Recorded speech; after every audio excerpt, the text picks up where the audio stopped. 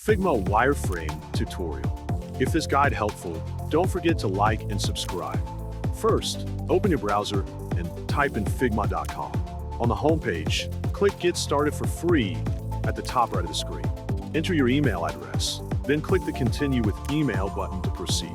After logging in, click the Design tab at the top of the screen to enter the workspace. In the workspace, go to the top left corner and click the Figma logo.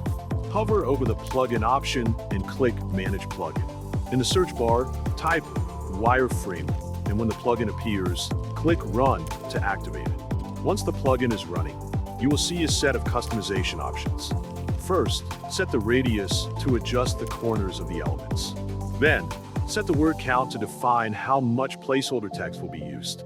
Adjust the number of lines, set the height of each line, and define the spacing between lines. Finally, choose the alignment setting that fits your layout. Once all settings are configured, click the Place It button. The wireframe element will be added to your design.